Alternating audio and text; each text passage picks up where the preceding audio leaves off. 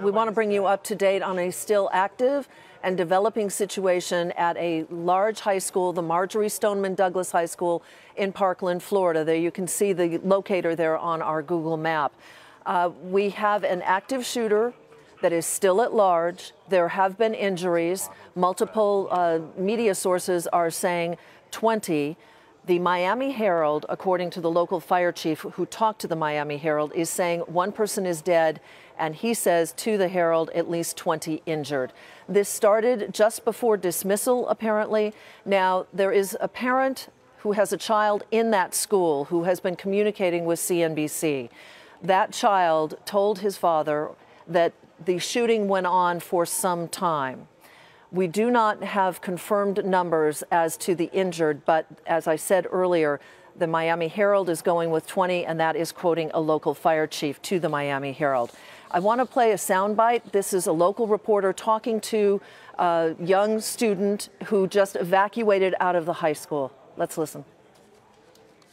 She answered the phone just trembling and in shock that she saw people being shot at, and luckily she was able to make it out. But right now, I mean, the kid's still out there. He's barricaded himself. And what did she say she witnessed? What building was she in? Do you know? She was in the freshman building where I think it all transpired. Is that the 3-story building? Yeah, that's the 3-story building.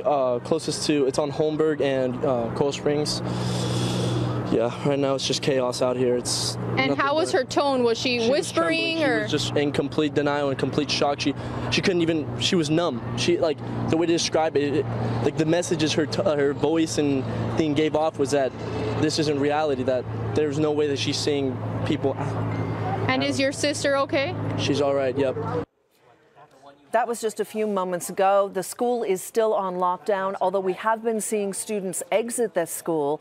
They have been escorted out by law enforcement officials as they continue to search for an active shooter that apparently is still at large. That's what we're hearing from every law enforcement officer who is putting out various statements. We have some tweets from representatives of the state of Florida. Marco Rubio saying earlier, we are monitoring the horrible unfolding situation in Broward County, Florida, with reports of a shooting at a local high school.